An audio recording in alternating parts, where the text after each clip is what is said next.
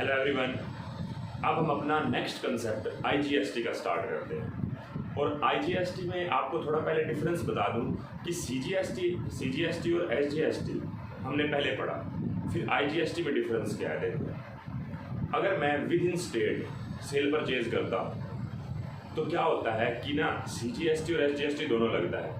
CGST का पैसा कहाँ चला जाता है? सेंट्रल गवर्नमेंट के पास, और एसजीएसटी का पैसा स्टेट गवर्नमेंट के पास रहता है। लेकिन अगर मैं विद इन स्टेट नहीं कर रहा, आउटसाइड द स्टेट सेल या परचेज कर रहा हूँ, तो वहाँ पे आईजीएसटी लगता है। आईजीएसटी इंटीग्रेटेड है, मतलब अगर मान लो सीजीएसटी एसजीएसटी 6% है ना, तो आईजीएसटी 12% होगा। अगर वो 3% है तो वो 6% होगा। तो ये आप बात समझ जाए, मतलब दोनों का मिला के इकट्ठा होता है। बात ये आती है कि आईजीएसटी का पैसा किसको जाता है? आईजीएसटी का पैसा जाएगा सेंट्रल गवर्नमेंट के पास।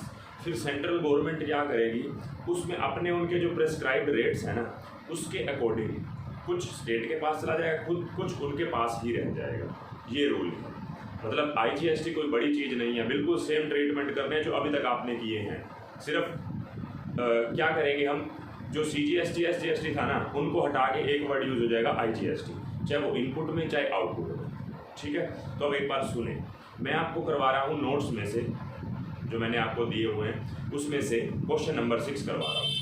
इस क्लास से पहले आपके 5 क्वेश्चंस नोट्स में से, 5 क्वेश्चन जो आपकी बुक है उसके इलस, 5 क्वेश्चन उसके प्रैक्टिकल हो जाने चाहिए थे। ठीक है, वो जरूरी थे। और पिछली वाली क्लास थोड़ी इंपॉर्टेंट थी, जिसमें मैंने आपको कहा था 11th-12th क्लास को भी रेफर करना, जनरल वाली को, थोड़ा अंडरस्टैंडिंग डेवलप करने के लिए। आपने जरूर कर लिया होगा। फिलहाल मैं आपको अब मैं क्वेश्चन नंबर 6 करवा रहा हूँ आईजीएसटी का। आईजीएसटी का थोड़ा सा रूल है अपने अलग, किसके? सेट ऑफ के। एंट्रीज के रूल में कोई चेंज नहीं है, वही है। अब आप समझे, मैं एक बार क्वेश्चन कर रहा हूँ, आप समझे। तो कह रहा है pass entries in the books of mister Surjeet assuming CGST 6% and SGST 6%. Surjit purchased goods for rupees 1,50,000 from outside the state and payment made by check. Outside the state बोल रहा है, समझ रहे हो ना इसका मतलब IGST। तो गुड्स परचेज करे हैं हमने और चेक से पेमेंट करी है, तो मैं क्या एंट्री करूंगा? फर्स्ट की purchase account debit to bank. Goods purchase करें हमने 1.5 लाख रुपए,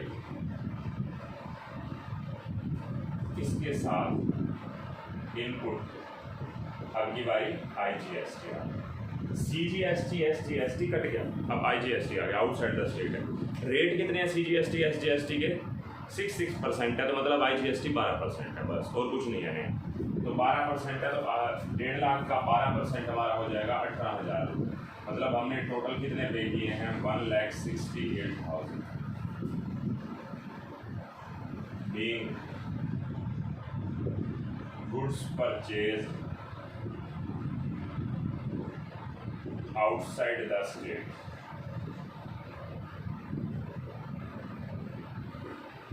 मुश्किल नहीं है, एंट्री मुश्किल नहीं है कहीं आप सोचना, बस 2 नाम चेंज हो गए, सीजीएसटी एसजीएसटी हट के सिर्फ आईजीएसटी रह गया।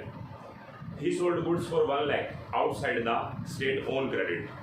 आउटसाइड द स्टेट बेचे और वो भी क्रेडिट में। परचेज हमने किस में करे थे? हमने पेमेंट से, मतलब करी थी चेक से, जबकि हम बेच किस में रहे हैं? उधार में। तो हमारी सेल्स है 1 लाख रुपए की।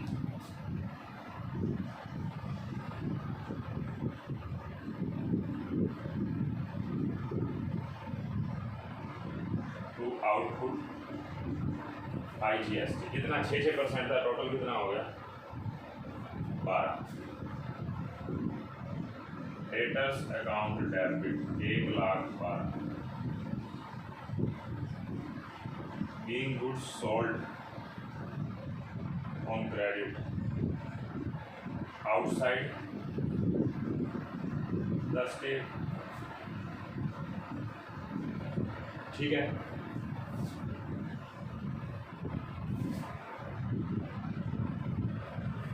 थर्ड एंट्री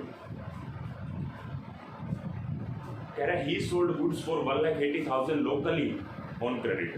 हमने लोकली भी बेचे हैं उधार पे। ठीक है, तो मैं इसकी एंट्री यहाँ पे कर देता हूँ, थर्ड की।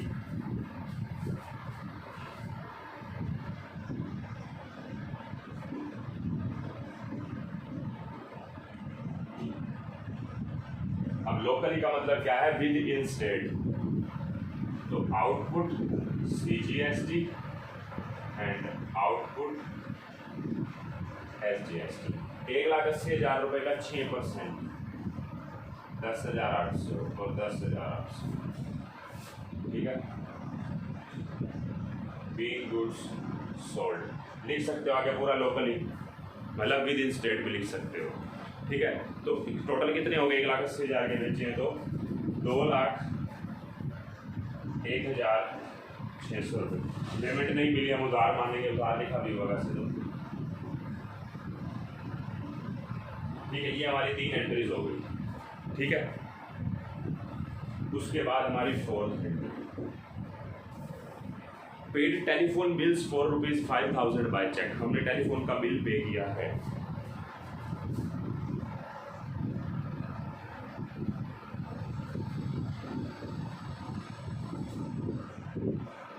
अब एक बात बताओ, टेलीफोन के बिल के लिए IGST हो सकता है? टेलीफोन के बिल के लिए IGST हो सकता है। अब देखो, जहाँ जिस स्टेट में रहते हो वहीं पे ही बिल पे करोगे, या तीसरे चौथे स्टेट में जाके पे करोगे, या किसी और स्टेट में। कुछ चीज़ें तो कॉमन सेंस में भी आती है ना, गुड्स सेल परचेज होंगी नॉर्मली तो किसी और स्टेट से। तो अभी तो टेलीफोन का बिल, टेलीफोन का कलेक्शन हमने हरियाणा में रहते हैं और यूपी से ले रखा, ऐसा नहीं होगा, ठीक है। तो इनपुट CGST और इनपुट SGST कितने रुपए हैं, 5,000 रुपये। तो 5,000 के ऊपर 6%, पेमेंट कैसे किए है, चेक से।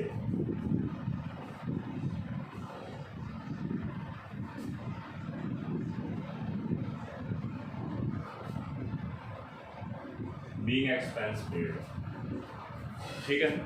उसके बाद फिर परचेज के refrigerator for his office 25,000 and amount paid by cheque. Office equipment मान के चलो, ऑफिस के लिए परचेज किया ना,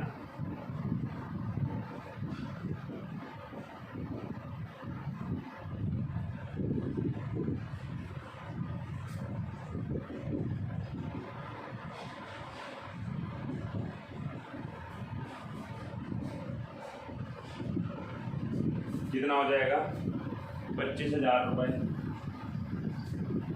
25,000 रुपये का 6%,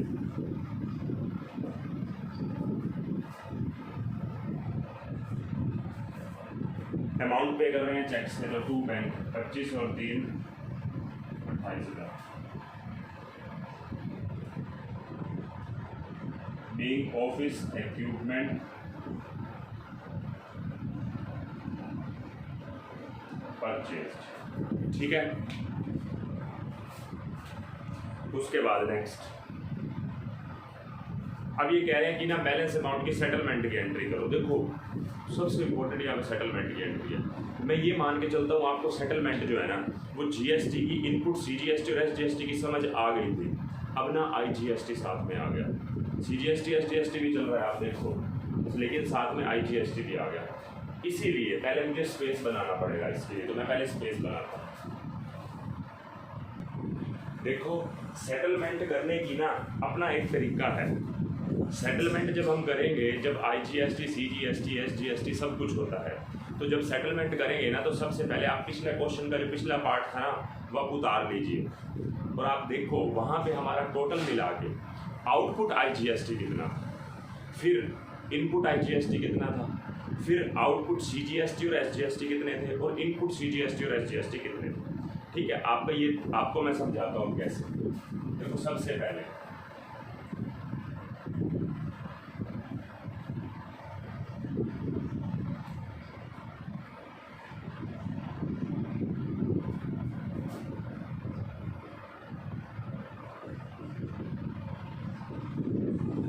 देखो, आपका जो आउटपुट IGST था ना, आप कैलकुलेट करो पीछे, देखो कितना था। तो आपका आउटपुट IGST था 12,000 रुपये का, 12,000 रुपये आया था आपका आउटपुट IGST, ठीक है। एक बार कंफर्म कर दो, हाँ जी, आउटपुट आपका 12 ही था, ठीक है। तो और इनपुट कितना था आपका 18,000 रुपये, फिर उसके बाद आउटपुट CGST आपका 10,800 रुपये और SGST भी 10,000 रुपये। आप चेक कर लो पहले, भाई कंफ्यूज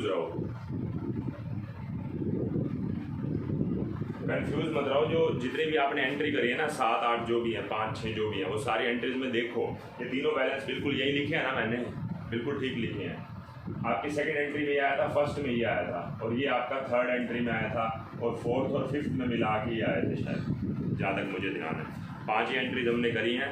और टेलीफोन बिल के थे आपके 300 रुपये और रेफ्रिजरेटर वाले के थे 1500, टोटल हो गया 1800 इनपुट हो गया दोनों का, CGST और SGST। तो मैंने ठीक लिखा है। अब बात आती है सेट ऑफ करने की।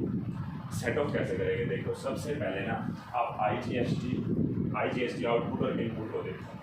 मुझे ये बताओ आपके पास आउटपुट IGST इनपुट IGST से क्या है? कम है।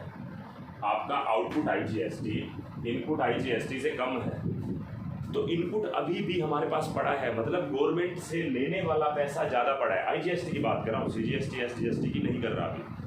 आपका गवर्नमेंट से लेने वाला, बेनिफिट लेने वाला, एसेट्स वाला अमाउंट 6,000 रुपये ज़्यादा है। चलो, जितनी लाइबिलिटी पूरी होती है वो तो इससे सेट ऑफ करो। तो पहली एंट्री आपकी क्या होगी? पहली एंट्री सेट ऑफ की एंट्री कर रहा हूँ मैं।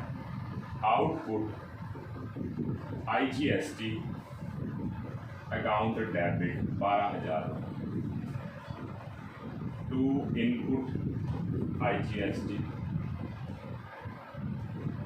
12,000। पहली एंट्री, ठीक है। B output IGST adjusted against input IGST। मुझे सिर्फ इतना बताओ, एडजस्ट करने के बाद अभी भी IGST में कितने रुपए रह गए? 6,000। अभी उसको छोड़ेंगे नहीं। अब अगला पॉइंट, अब आप उठाओ किसको? CGST को। तो देखो, आपके पास CGST कितना है? आउटपुट CGST अकाउंट डेबिट, आपके पास CGST के 10,800। उसमें से अगर मान लो आप इसको सेट ऑफ कर देते तो बाकी गवर्नमेंट को पे करते। ये रूल है ना, इस रूल में आप डिनाई मत करना। 10,800 रुपये के आउटपुट में से अगर 1,800 का इनपुट कैंसिल कर दूंगा तो गवर्नमेंट को पे कर दूंगा, बचे हुए 9,000 रुपये बचेंगे। लेकिन ऐसा नहीं है। गवर्नमेंट ने क्या रूल बनाया?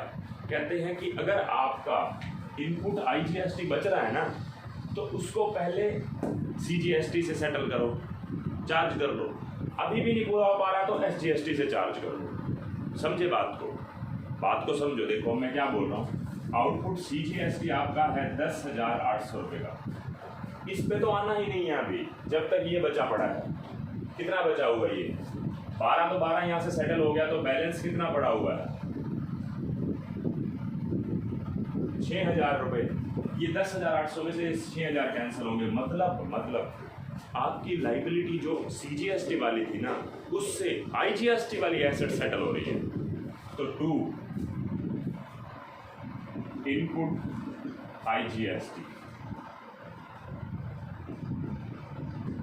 6,000 रुपये, ये 6,000 पे सेटल हो गए। अब इनपुट CGST, अब CGST भी उठा लो। CGST कितना है? 1,800 रुपये। मतलब अब गवर्नमेंट को हम पे कर देंगे CGST के बचे हुए। Being output CGST adjusted against input IGST and input CGST। मैंने क्या लिखा है? Being output CGST adjusted against input IGST and input CGST। बचाओ गवर्नमेंट को चला गया। अब बात आती है SGST की। तो SGST का क्या करेंगे? आउटपुट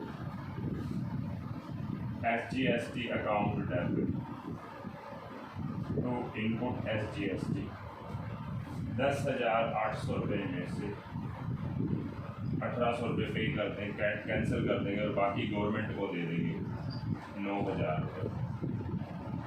बीइंग बैलेंस अमाउंट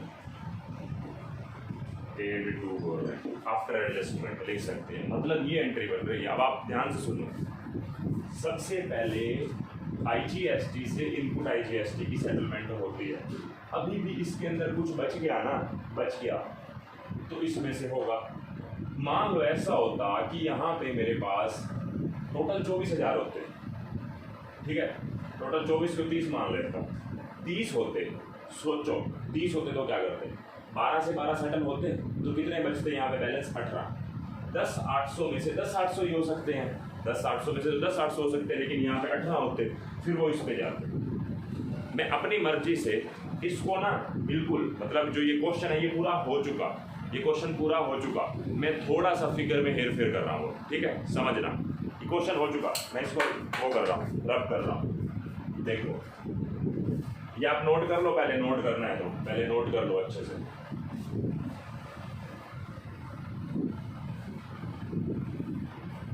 यहाँ पे एक क्वेश्चन है, ये हिसाब से एक एग्जाम्पल है, ये एक एग्जाम्पल है। 12,000 है, मान लेते हैं यहाँ पे 26,000 रुपये हो जाए, 26,000 रुपये। बताओ पहली एंट्री क्या होगी, आउटपुट आईजीएसटी अकाउंट डेबिट 12,000 रुपये टू इनपुट आईजीएसटी 12,000, ठीक है। अब कितने बच गए यहाँ पे 12 लेस होने के बाद 14,000 रुपये बैलेंस बच गया। अब यहाँ पे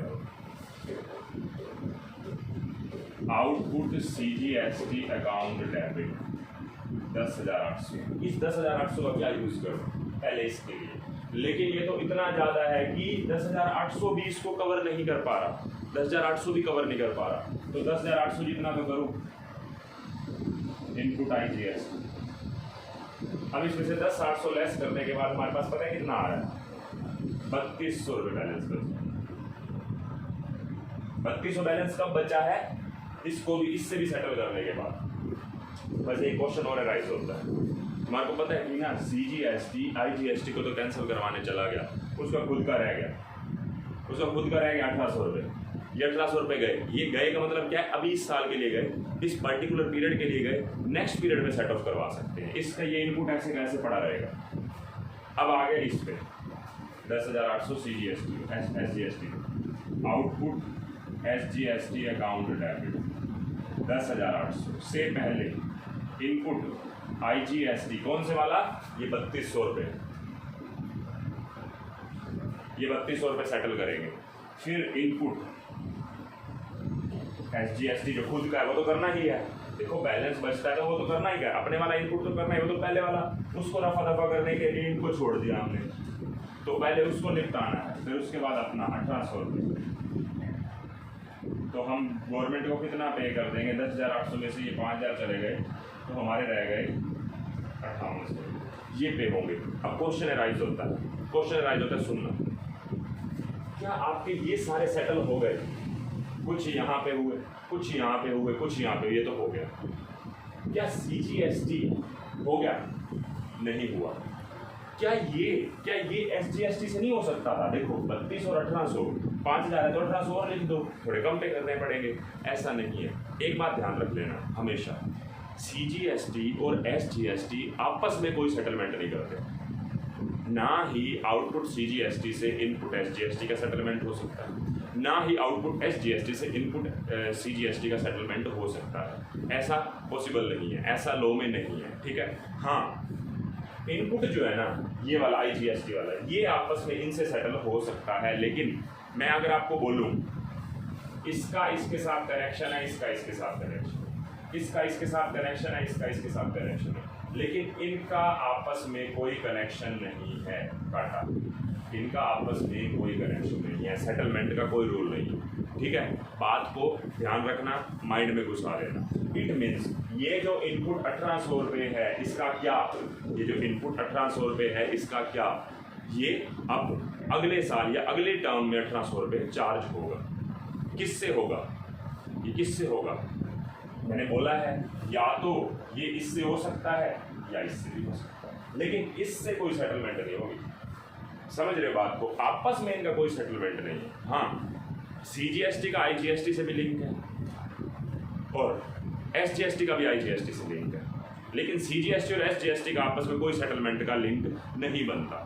ध्यान रखना, क्वेश्चन करोगे अपने आप समझ आ जाएगी बात। इसीलिए ये 1800 रुपये अब हमारे नेक्स्ट पीरियड में ट्रांसफर हो जाएंगे बस। ठीक है,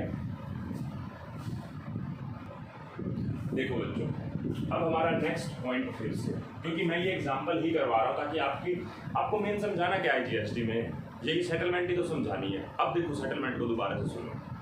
मैंने आपको 2 सेटलमेंट सिखाई, एक तो एक क्वेश्चन में ही पूरी होगी, एक मैंने अलग से समझाई, आपको डिफरेंस समझ आ गया होगा। अब डिफरेंस और देखो, अब की बारी, आउटपुट IGST ज़्यादा, इनपुट कम है। आउटपुट ज़्यादा है, इनपुट कम है। पहले इनपुट ज़्यादा था तो इसको सेटल करने के लिए हमने आउटपुट CGST और SGST का यूज़ किया। अब की बारी सुनो क्या करें, output IGST account debit 50,000, input IGST कितना है 20,000। तो हम 20 ही यहाँ पे डेबिट करते हैं।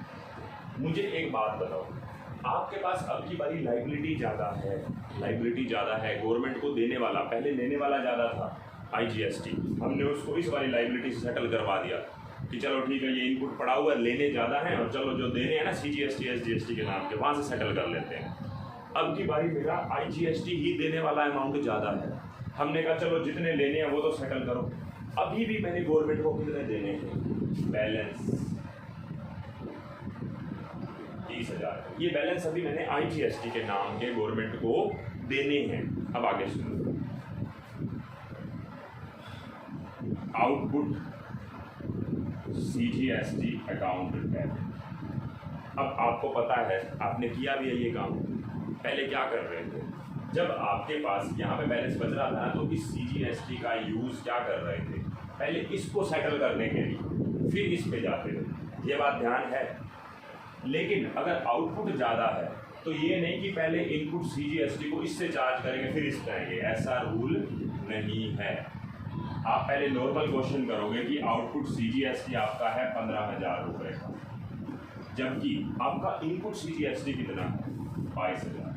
तो इनपुट CGST है आपका 22, तो 15 तक तो सेटल करो, 15 तक तो सेटल करो ना। समझ रहे हो बात को? 15 तक हमने कर दिया, ये 15 हो गया। अब बात आती है, मुझे इतना बताओ अभी भी इसका बैलेंस कितना रह गया, 7,000 रुपये। ठीक है, अब आते हैं हम इस पे SGST, output SGST account debit to input SGST 15, तो ये 22 है तो मैं यहाँ पे भी 15 ही लिख देता हूँ। अब इसका बैलेंस भी कितना रह गया 7,000। अब गवर्नमेंट ने क्या रूल बनाया है, गवर्नमेंट कहती है कि जो 30,000 हमें देने हैं ना, इससे इनपुट CGST और SGST सेटल करवा लो। एक बात ध्यान रखना, गलती ये मत करना कि ये तो ना ये बचा पड़ा है ना, मैंने यहाँ पे जैसे किया था कि आउटपुट से पहले इनपुट IGST को कैंसिल किया था, आउटपुट CGST से पहले इनपुट IGST को कैंसिल किया था। तो यहाँ पे गलती मत करना कि आउटपुट IGST से पहले मैं इनपुट CGST को कैंसिल करवा दूँ, ऐसा नहीं। आपको पहले आपस में ही करना है। जब ये ज़्यादा है तो पहले इसको इतना करो जितना हो सकता है, नहीं हो पा रहा फिर इसका भी ऐसे ही करो। अब 7,000 रुपये इनपुट इसके पड़े, 7,000 इनपुट इसके पड़े हैं। अब जाओ आउटपुट IGST अकाउंट डेबिट 30,000 रुपये बचे पड़े थे बैलेंस में, हमने उसमें से इनपुट CGST 7,000 रुपये, इनपुट SGST 7,000 सेटल करवा दिए और गवर्नमेंट को बाकी पे कर देंगे कितने 16,000। बस ये रूल है। अगर आपको ये तीनों एग्जाम्पल, मतलब पहला जो क्वेश्चन करवाया था वो ये 2 एग्जाम्पल समझ आ गया ना, तो आपके नोट्स में से 8 क्वेश्चन हो सकते हैं, 6ठा 7वां 8वां। 6th मैंने करवा दिया है, 7th 8th आप खुद ट्राई करेंगे और same as 6th 7th 8th आपका इलस आपकी बुक में से हो जाएगा और 6th 7th 8th ही आपका बुक में से प्रैक्टिकल हो जाएगा। ठीक है, जो प्रॉब्लम आएगी वो यहाँ पे डिस्कशन हो जाएगी। मैं आपको इस क्लास में इतना ही समझाता हूँ। अगली क्लास में हम 7th और 8th क्वेश्चन सिर्फ बोर्ड पे किया हुआ दिखा दूंगा, उसके ऊपर छोटी सी डिस्कशन कर लूँगा और उसके बाद फिर मैं एक 9th क्वेश्चन करवाऊँगा। ठीक है, तो इस क्लास में इतना ही और नेक्स्ट क्लास में आपका चैप्टर पूरा हो जाएगा। ठीक है, तो आप अच्छे से क्वेश्चन करना। तो इस क्लास में हम इतना ही रखते हैं। Bye bye.